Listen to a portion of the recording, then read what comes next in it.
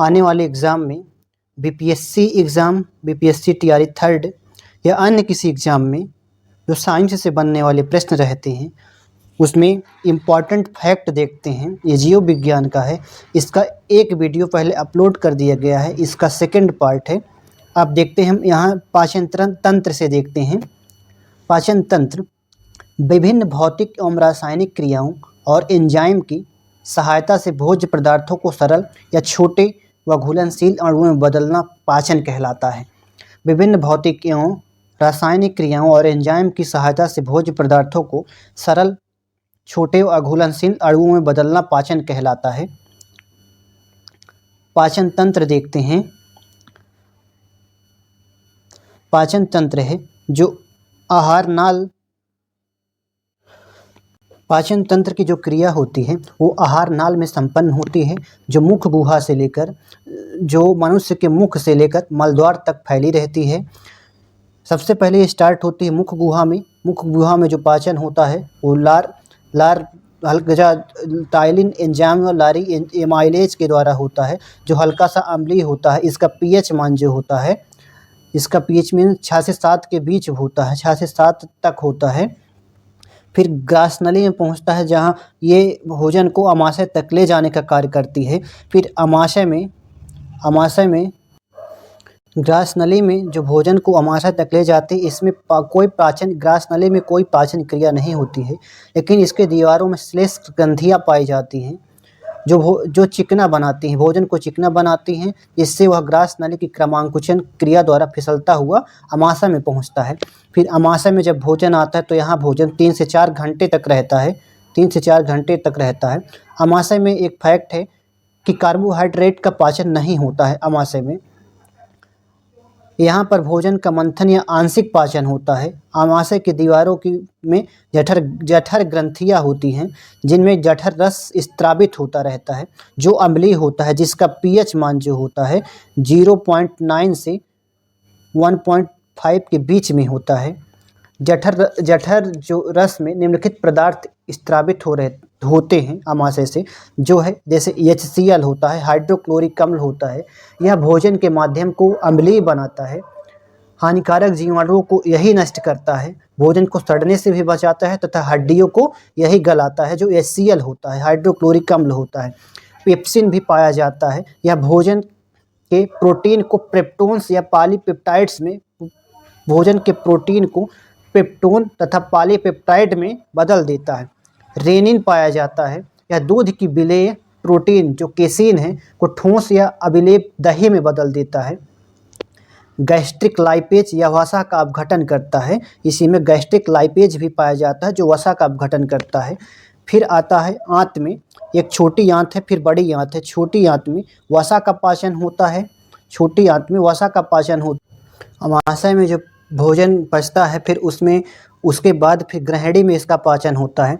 अमाशय में जो बना लुगदी के समान भोजन होता है वो काइम कहलाता है। यह पाइलोरस कपाट से होता हुआ ग्रहणी में प्रवेश करता है या पहुंचता है। यहाँ पर भोजन पहले पित्त रस तथा बाद में अग्नाशयी रस में मिलता है। पित्त रस जो है, पित्त रस का स्त्राव रासायनिक उद्दीपनों से प्रभावित होता है। इन रासायनिक यौगिकों को कोलेगोग कहते हैं। यह हरे पीले रंग का क्षारीय होता है, जिसका पीएच जो मान होता है 7.6 से लेकर 7.7 के बीच होता है। यह भोजन के अम्लीय माध्यम को क्षारीय बनाता है तथा इसमें कोई पाचक एंजाइम्स नहीं होता है पित्तरस में। फिर इसके बाद पित्तवर्धक जो है, बिलिरुबिन तथा बिलवर्डिन हेमोग्लोबिन के विघटन से बनते हैं, जो पित्तवर्धक बनते हैं। ये उत्सर्जी पदार्थ है, अपच भोजन के साथ शरीर से बाहर निकाल दिए जाते हैं। फिर जो वो छोटी आंत में जो वसा का पाचन होता है, प्रोटीन का भी पाचन होता है, कार्बोहाइड्रेट का भी पाचन होता है। जैसे मल्टेज का है, मल्टेज या मल्टोज को ग्लूकोज में बदलता है। सुक्रेज है, यह सुक्रोज को फ्रैक्टोज में बदलता है। लैक्टेज है, यह दूध शर्करा है जो ग्लूकोज में बदलता है। लाइपेज है, यह शेष वसाओं को वसी अम्ल तथा ग्लिसरॉल में बदलता है, लाइपेज। उसके बाद फिर बड़ी आंत में जो कार्य होता है, इसमें कुछ लवणों तथा जल का अवशोषण होता है बड़ी आंत में। बड़ी आंत में फिर शेष अपचित हुआ जो भोजन मल के रूप में मलाशय में एकत्र होता रहता है तथा समय समय पर मलद्वार से बाहर निकाल दिया जाता है। ये होता है पाचन तंत्र का सिस्टम। अब संबंधित जो पाचन ग्रंथियां हैं, जैसे लार ग्रंथियां हैं, इसमें टाइलिन होता है। टाइलिन नामक एंजाइम पाया जाता है जो स्टार्च का पाचन करता है। लार ग्रंथियों में स्टार्च का पाचन होता है। टाइलिन यह मांड को शर्करा में बदल देता है। माल्टेज भी है। मल्टेज एंजाइम द्वारा कुछ माल्टेज शर्करा को ग्लूकोज में बदला जाता है। लाइसोजाइम भी लार ग्रंथि में पाया जाता है। यकृत में भी पित्त का उत्पादन होता है। ग्लाइकोजेनेसिस क्रिया होती है। यूरिया का संश्लेषण यकृत में होता है। यह यकृत सबसे बड़ी ग्रंथि है। शरीर की सबसे बड़ी ग्रंथि यकृत ही है। पित्ताशय में वसा का इमल्सीकरण होता है। पित्ताशय में वसा का भंडारण भी पित्ताशय में होता है। पित्त का जो पीएच मान होता है, पित्त का जो पीएच मान है 7.7 है। ये क्षारीय प्रकृति का होता है। लिपिड्स के पाचन एवं अवशोषण में ये सहायक होता है। अग्नाशय जो है, अग्नाशयी रस का संश्लेषण करता है। इंसुलिन या ग्लूकेगान या सोमैटोस्टेटिन नामक हार्मोन का स्त्रावण करता है अग्नाशय। फिर हम देखते हैं प्रमुख एंजाइम जो हैं, प्रमुख एंजाइम है सुक्रोज है। यह सुक्रोज को ग्लूकोज तथा फ्रैक्टोज में बदलता है। सुक्रोज है, यह सुक्रोज को ग्लूकोज तथा फ्रैक्टोज में परिवर्तित करता है। टाइलिन होता है, यह स्टार्च को पचाता है। टाइलिन जो स्टार्च को पचाता है, यह भोजन के मांड को शर्करा में बदलता है। मल्टेज जो होता है, यह मल्टोज को ग्लूकोज शर्करा में परिवर्तित करता है। मल्टोज जो होता है, यह मल्टोज को ग्लूकोज शर्करा में परिवर्तित करता है। लाइपेज है, यह इमल्सीकृत वसाओं को ग्लिसरीन एवं फैटी एसिड्स में परिवर्तित करता है। लाइपेज जो है, यह इमल्सीकृत वसाओं को ग्लिसरीन तथा फैटी एसिड में परिवर्तित करता है। लैक्टेज, यह लैक्टोज को ग्लूकोज एवं गैलेक्टोज में परिवर्तित करता है। लैक्टेज, यह लैक्टोज को ग्लूकोज तथा लैक्टोज में परिवर्तित करता है। इरेप्सिन्स, यह शेष प्रोटीन तथा पेप्टोज को एमिनो अम्ल में परिवर्तित करता है। इरेप्सिन्स। फिर हम देखते हैं कंकाल तंत्र के बारे में। कंकाल तंत्र के बारे में देखते हैं।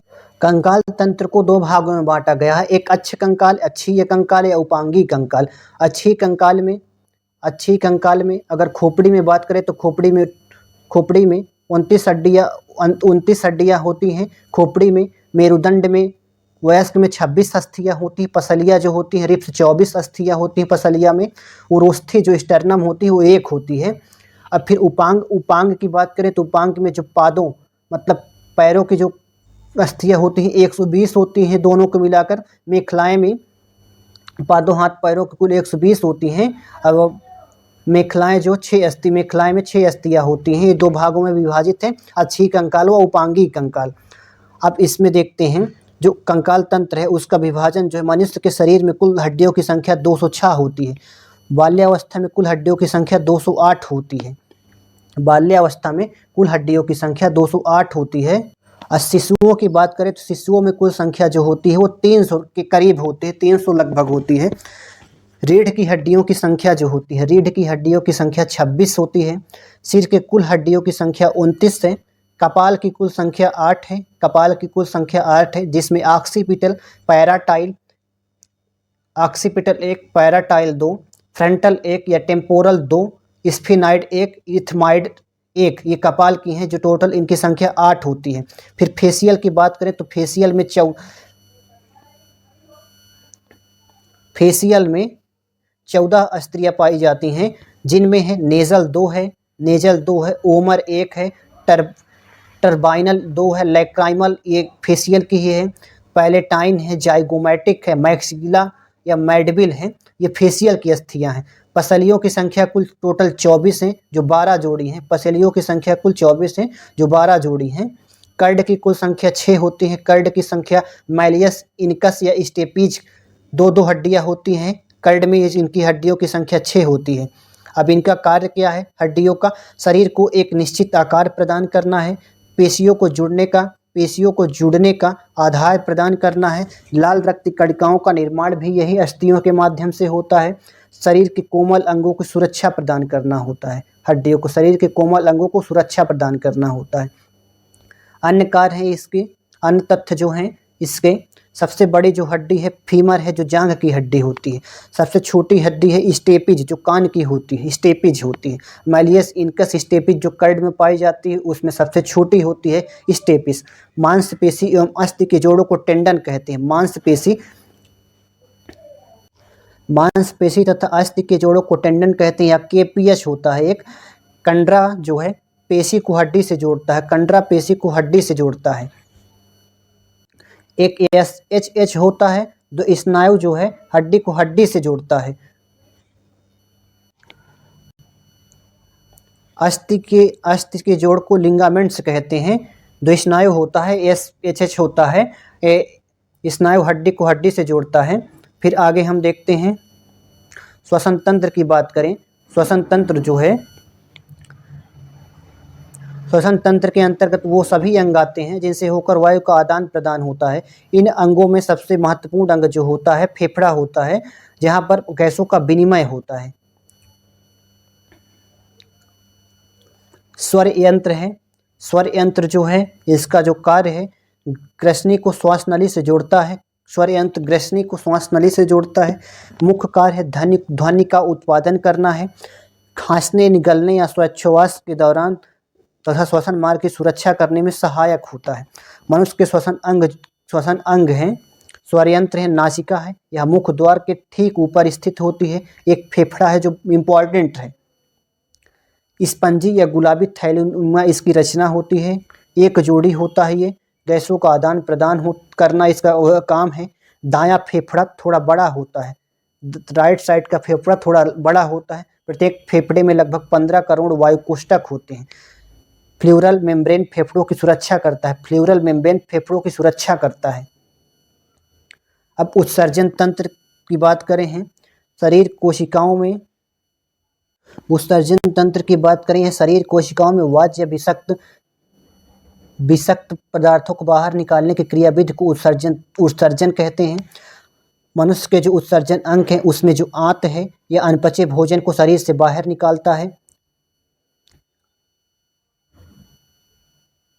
वक्र को देखें तो वक्र है, इसका रक्त में हाइड्रोजन आयन सांद्रता का नियंत्रण करता है। रक्त में हाइड्रोजन आयन सांद्रता का नियंत्रण करता है। शर्करा, अमीनो अम्ल आदि का निष्कासन करता है। अपशिष्ट पदार्थों को मूत्र के रूप में बाहर करना इसका कार्य है। दवाइयाँ या विष आदि जिसका प्रयोजन शरीर में नहीं होता है उन्हें बाहर निकालता है। ये सब वक्र के कार्य हैं। फेफड़ा की अगर बात करें, फेफड़ा का जो उत्सर्जन वर्क है, 2 प्रकार के गैसीय पदार्थों कार्बन डाइऑक्साइड एवं जलवाष्प का उत्सर्जन है। लहसुन, प्याज और कुछ मसालों का उत्सर्जन है।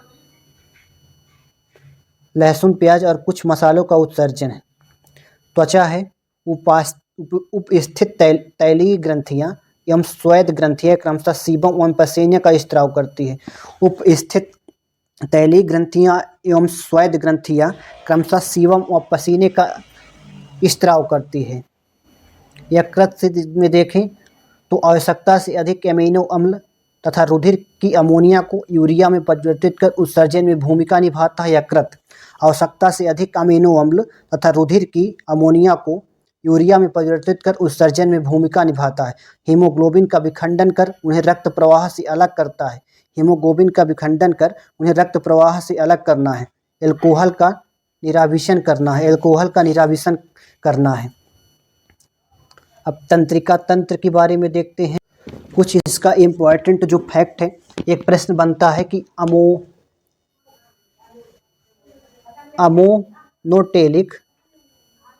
अमोनोटेलिक किसे कहते हैं? अमोनोटेलिक। इन जंतुओं में मुख्य उत्सर्जी पदार्थ जो होता है अमोनोटेलिक वाले में अमोनिया होता है। जैसे इसमें एग्जाम्पल हैं, कुछ मछलियां हैं या कुछ क्रस्टेशियन तथा कुछ प्रोटोजोआ हैं अमोनोटेलिक में। फिर एक है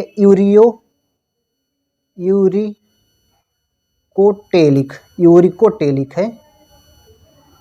इन जंतुओं में जो मुख्य उत्सर्जी पदार्थ होता है वो यूरिक अम्ल होता है। इसका उदाहरण है, एग्जाम्पल है सभी सरीसृप, छिपकलियाँ तथा सर्प तथा पक्षी इत्यादि हैं। यूरियोटेलिक में, यूरिकोटेलिक में एक यूरियोटेलिक है, एक यूरियोटेलिक है,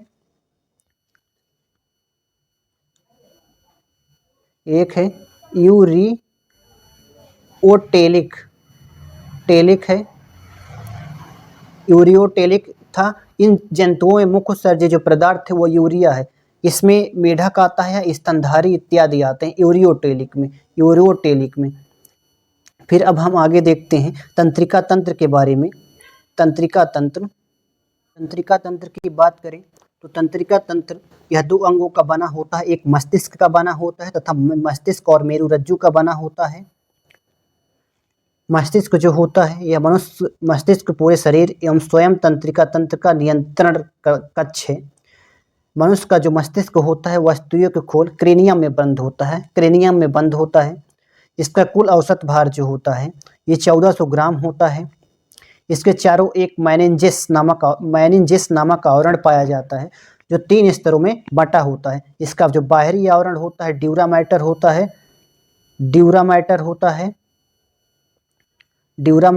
है। मध्य परत को एरिक्राइड कहते हैं और सबसे अंदर की जो परत होती पायामैटर होती है। पायामैटर कहते हैं। पायामैटर ऑक्सीजन तथा भोज्य पदार्थ पहुंचाते हैं मस्तिष्क में। अब देखते हैं मस्तिष्क को 3 भागों में बांटा गया है। एक अग्र मस्तिष्क है, पश्च मस्तिष्क है, मध्य मस्तिष्क है। अग्र मस्तिष्क की बात करें तो इसको सेरिब्रम होता है, डाइएनसिफेलान होता है। अग्र मस्तिष्क में सेरिब्रम होता है, एक होता है डाइएनसिफेलान होता है। ये होते हैं अग्र मस्तिष्क के भाग दोनों। ये दोनों भाग हैं अग्र मस्तिष्क के। फिर है मध्य मस्तिष्क की बात करें तो मध्य मस्तिष्क में आता है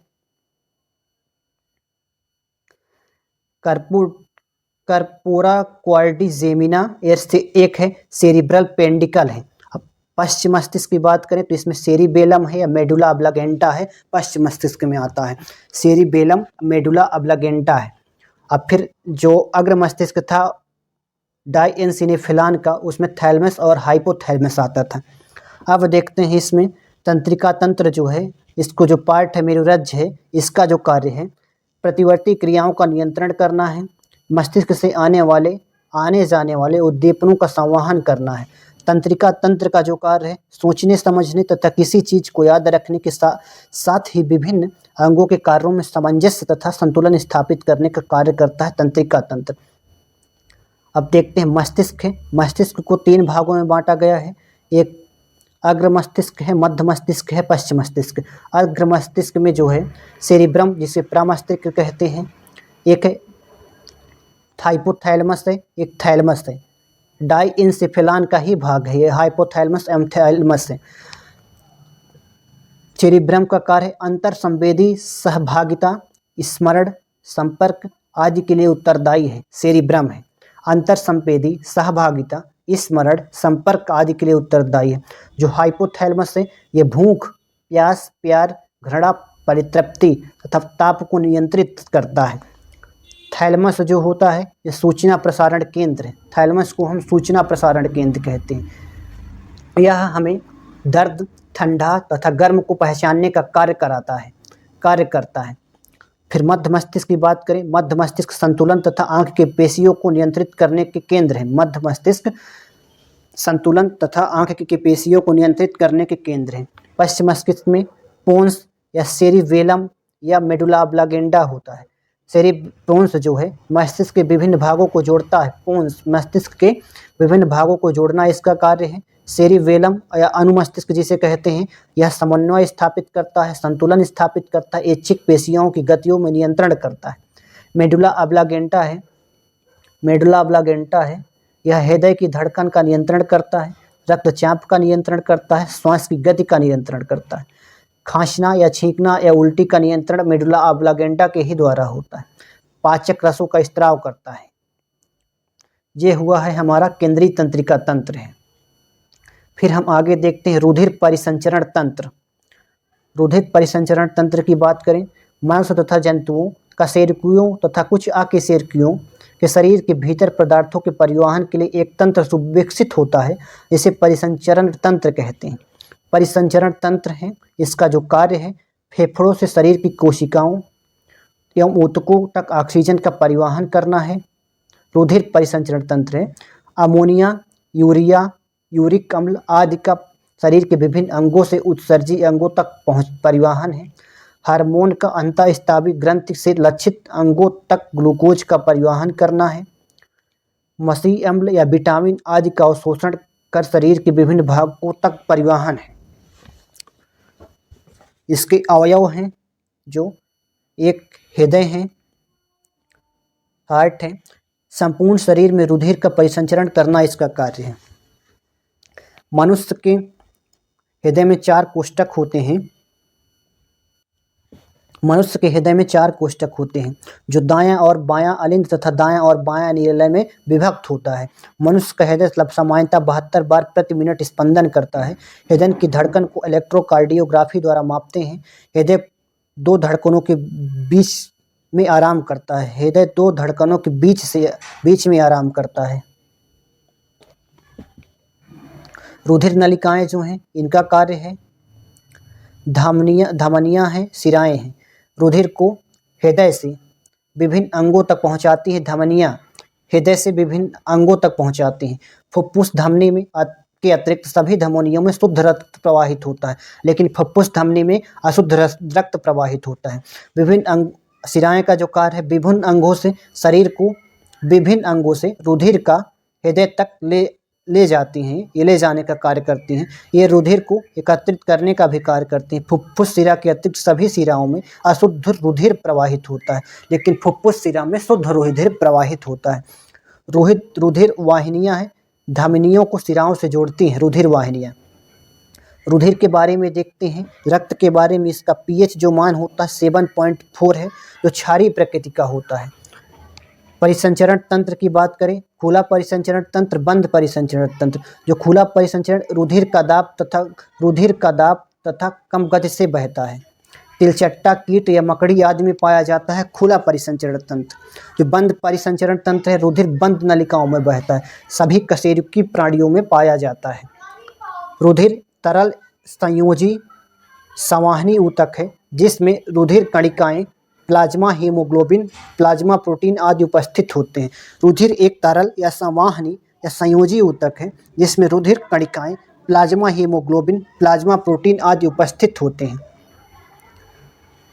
मानव रुधिर की बात करें हैं, मानव रुधिर में प्लाज्मा का जो भाग है वो 55% है, जिसमें 91% जो जल है, कार्बनिक पदार्थ पाया जाता है, अकार्बनिक पदार्थ पाया जाता है।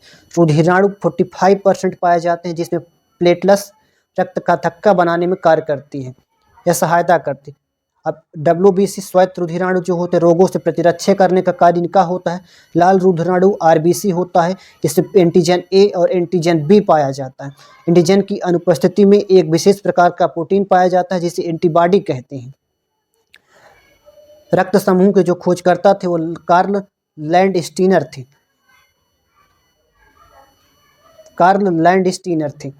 रक्त को 4 प्रकारों में बांटा गया है, एक A, एक B, AB में और O में। A, B, AB, O में। A में एंटीजन A व एंटीबॉडी B उपस्थित होता है। A में एंटीजन A व एंटीबॉडी B उपस्थित होता है। ब्लड ग्रुप B में एंटीजन B व एंटीबॉडी स्मॉल a उपस्थित होता है। AB में एंटीजन A व B दोनों उपस्थित, एंटीबॉडी अनुपस्थित, इसे सर्वग्राही कहते हैं। जो सबका ग्रहण कर सकता है वो ब्लड ग्रुप है AB। और सर्वदाता जो है AO है, ये इसमें एंटीजन अनुपस्थित होता है, एंटीबॉडी A व B उपस्थित होते हैं, इसीलिए इसे सर्वदाता कहते हैं।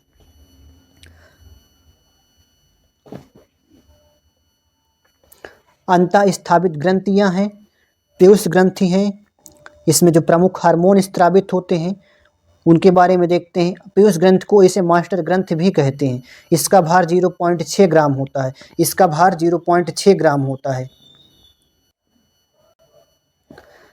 इसमें सोमैटोट्रोपिक हार्मोन स्रावित होता है जो वृद्धि हार्मोन है। थायरोट्रोपिक हार्मोन होता है, वाइसेप्रोसिन होता है, ऑक्सीटोसिन होता है, ये मेलानोसाइट प्रेरक हार्मोन होता है। ये हार्मोन पीयूष ग्रंथ से स्रावित होते हैं। सोमैटोट्रोपिक हार्मोन जो वृद्धि हार्मोन है, thyrotropic hormone, vasopressin hormone, oxytocin hormone, ये मेलानोसाइट प्रेरक हार्मोन ये पीयूष ग्रंथ से स्रावित होते हैं। आउटो ग्रंथ से थायरॉक्सिन स्रावित होता है। अवटु ग्रंथ से थायरॉक्सिन स्रावित होता है। परावटु ग्रंथ से पैराथायराइड हार्मोन या कैल्सिटोसिन हार्मोन स्रावित होता है। अधिवृक्क ग्लैंड या सुप्रीनल ग्लैंड से ग्लूकोकार्टियोक्वाड्स या मिनरलोकार्टिक्वाइस या लिंग हार्मोन्स स्रावित होते हैं। थाइमस ग्रंथ से थाइमोसिन फर्स्ट एवं थाइमोसिन में थाइमिन फर्स्ट व थाइमिन सेकंड स्रावित होता है। अग्नाशय से अल्फा कोशिका ग्लूकागान, बीटा कोशिका इंसुलिन, डेल्टा कोशिकाएं सोमैटोस्टैटिन स्रावित होती हैं। यफ कोशिकाएं अग्नाशयी पॉलीपेप्टाइड्स हैं। यफ कोशिकाएं जो हैं अग्नाशयी पॉलीपेप्टाइड्स हैं। अंडाशय से एस्ट्रोजन जो महिला से स्रावित होता है महिला में। प्रोजेस्टेरॉन महिला में गर्भ का निर्धारण करता है। एंड्रोजन्स जो होता है स्रावित होता है वो नर हार्मोन से। एस्ट्रोजन जो होता है वो महिला हार्मोन है। वृषण से है टेस्टोस्टेरोन जो पुरुष से स्रावित होता है। एड्रीनेलिन मेडुल्ला से एड्रेनलिन लाडो या ऊडो हार्मोन इसे कहते हैं। एड्रेनल को लाडो या ऊडो हार्मोन कहते हैं। अब देखते हैं हम चिकित्सक से संबंधित आविष्कार जो है, आविष्कार और उसके आविष्कारकर्ता का नाम है। विटामिन की खोज किसने की थी? विटामिन की खोज फंक ने की थी। विटामिन ए बी की खोज मैकुलन ने की थी। विटामिन डी की खोज हॉपकिंस ने की थी। इंसुलिन की बैटिंग एवं बेस्ट ने की थी। पेंसिलिन की एफ फ्लेमिंग ने की थी। डीडीटी की पालमूलर ने की थी। पोलियो टीका की खोज जॉन साल्क ने की थी। विषाणु की खोज इवानोस्की ने की थी। आरएच कारक का आरएच जो फैक्टर था ब्लड ग्रुप का उसको कार्ल लैंडस्टीनर ने खोज की थी। बीसीजी टीका का यूरिन कॉलमेट ने की थी। डीएनए का वाटसन एवं क्रिक ने किया था। हैजा के रोगाण को रॉबर्ट कोच ने खोजा था। रेबीज टीके का लुई पास्चर ने खोज किया था। जेनेटिक कोड का हरगोबिंद खुराना ने किया था। चेचक का टीका एडवर्ड जेनर ने किया था। इम्पॉर्टेंट है ये। अब देखते हैं मानव शरीर के महत्वपूर्ण जो तथ्य हैं। मस्तिष्क का जो भार है उस 1400 ग्राम का होता है। मूत्र का जो पीएच मान होता है 6 होता है। रक्त का 6.4 होता है। शरीर में कुल पेशियों की संख्या 639 होती हैं। शरीर का तापक्रम सामान्य जो होता है 98.4 डिग्री फ़ारेनहाइट होता है। सबसे बड़ी ग्रंथि जो है या कृत है, सबसे बड़ी अंतःस्रावित ग्रंथि है थायराइड है। रक्त कणों की संख्या पुरुषों में 5 से 5.5 जो आरबीसी की संख्या है 5 से 5.5 लाख मिलियन प्रति एम क्यूब है। महिला में 4.5 से 5 मिलियन प्रति एम क्यूब है पाई जाती है। रक्त कणों का जीवन काल जो आरबीसी का होता है, लाल रक्त कणों का 120 दिन होता है। डब्ल्यूबीसी का 2 से 3 दिन या 3 से 4 दिन होता है। हीमोग्लोबिन % का हो पुरुषों में 1416 ग्राम प्रति 100 सीसी तक रहता है। महिला में 1200-1400 ग्राम प्रति 100 सीसी रक्त रहता है। सबसे बड़ी जो पेशी है ग्लूटियस मैक्सिमस है। सबसे बड़ी पेशी ग्लूटियस मैक्सिमस है। सबसे छोटी पेशी है स्टेपेडियस है। सबसे छोटी पेशी है स्टेपेडियस है। अब कीट द्वारा संचारित रोग के बारे में देखते हैं। निंद्रा रोग जो होता है क्लासिना पल्पेलिस कीट के द्वारा होता है। क्लासिना पल्पेलिस कीट के द्वारा निंद्रा रोग होता है। हैजा जो रोग होता है ये संचारित रोग है, घरेलू मक्खी के द्वारा होता है। टाइफाइड जो होता है पैडिकुलस के कीट के द्वारा होता है। सूर्या रोग होता है टेबनेस मक्खी के द्वारा होता है। कालाजार जो होता है बालू मक्खी के द्वारा होता है। चागास रोग जो है खटमल के द्वारा होता है। अब जंतु विज्ञान के जो जनक हैं उनको देखते हैं, तो उधिर वर्ग के जो जनक हैं कार्ल लैंडस्टीनर हैं, जीवाणु विज्ञान के रॉबर्ट कोच हैं, आनुवंशिकी के ग्रेगोर मेंडल हैं, जंतु विज्ञान के अरस्तु हैं, चिकित्सक शास्त्र के जो हैं हिप्पोक्रेटस हैं, सूक्ष्म जैविकी के लुई पाश्चर हैं, आधुनिक आनुवंशिकी के H.J. मूलर हैं, वर्गीकी की कैरोलस लिनियस हैं, प्रतिरक्षा विज्ञान के एडवर्ड जेनर है, प्रतिरक्षा विज्ञान के एडवर्ड जेनर है, उत्परिवर्तन की खोज ह्यूगो डिबीज बीज है इनके। अब विभिन्न संस्थान या केंद्र जो बायोलॉजी से संबंधित हैं उनको देखते हैं। डीएनए फिंगर प्रिंटिंग तथा नैदानिक केंद्र जो है नैदानिक केंद्र है वो हैदराबाद तेलंगाना में। डीएनए फिंगर प्रिंटिंग तथा नैदानिक केंद्र हैदराबाद तेलंगाना में। राष्ट्रीय कोशिका विज्ञान केंद्र पुणे महाराष्ट्र में है। राष्ट्रीय कोशिका विज्ञान केंद्र पुणे महाराष्ट्र में है। राष्ट्रीय प्रतिरक्षा विज्ञान संस्थान नई दिल्ली में। राष्ट्रीय प्रतिरक्षा विज्ञान संस्थान नई दिल्ली में है। राष्ट्रीय मस्तिष्क अनुसंधान संस्थान मनेसर गुरुग्राम हरियाणा में। जैव संसाधन एवं स्थायी विकास संस्थान जो है इम्फाल मणिपुर में है। जैव संसाधन व स्थायी विकास संस्थान इम्फाल मणिपुर में है। अब ईईजी का जो फुल फॉर्म होता है इलेक्ट्रोइंसेफेलोग्राफी होता है। यह मस्तिष्क के अंदर से सिर की त्वचा में उत्पन्न वैद्युतिक गतिविधियों की अभिलेखन प्रक्रिया करता है। ईईजी इलेक्ट्रोकार्डियोग्राफी हृदय की वैद्युतिक गतिविधियों के अभिलेखन की प्रक्रिया है। ईएमजी है इलेक्ट्रोमायोग्राफी, मांसपेशियों तथा मांसपेशियों का नियंत्रण करने वाली नसों की जांच इसमें से की जाती है। ईओजी इलेक्ट्रोओक्लियोग्राफी रेटिना को विश्राम क्षमता के मापन की तकनीकी है। अब देखते हैं कोल्ड ब्लड एनिमल वाले जंतुओं में सर्प आता है, मगरमच्छ आता है, मछली आती है, कीट आती है, गिरगिट, छिपकली आदि आती है। ये कोल्ड ब्लड एनिमल वाले जंतु हैं। हाइड्रा में श्वसन अंग तथा श्वसन प्रणाली अनुपस्थित होती है तथा हाइड्रा में श्वसन विसरण के द्वारा होता है। हाइड्रा में श्वसन अंग तथा रक्त प्रणाली अनुपस्थित होती है तथा हाइड्रा में श्वसन विसरण के द्वारा होता है। सांड के वीर्य को कृत्रिम गर्भधान हेतु -196 तापक्रम पर तरल नाइट्रोजन में संग्रहित किया जाता है। लैक्टोबैसिलस का उपयोग दही बनाने में, राइजोबियम नाइट्रोजन स्थिरीकरण में, ईस्ट एल्कोहल उत्पादन में तथा एस्परजिलस साइट्रिक अम्ल बनाने में किया जाता है। साइट्रिक अम्ल खट्टे फलों में, नींबू, संतरा तथा ब्यूटेरिक अम्ल मक्खन में पाया जाता है। साइट्रिक अम्ल खट्टे फलों में, नींबू, संतरा में तथा ब्यूटेरिक अम्ल मक्खन में पाया जाता है। वृक्ष की आयु की गणना मौजूद उसकी वलयों की संख्या गिनकर करते हैं। आइडियोग्राम कान से संबंधित है, मेमोग्राम वक्ष से संबंधित है। आइडियोग्राम जो है कान से संबंधित है, मेमोग्राम जो है वक्ष से संबंधित है। कार्डियोग्राफ हृदय की गति को अभियंत्रित करने वाला उपकरण है। मैग्नेटिक रेजोनेंस इमेजिंग या एमआरआई जो है संपूर्ण शरीर या अंगों में असमानता एवं विकृति का पता लगाता है। चलिए थैंक यू सभी आप लोगों को। चैनल को सब्सक्राइब करिए एवं लाइक करिए। हम मिलेंगे नेक्स्ट वीडियो में। Thank you.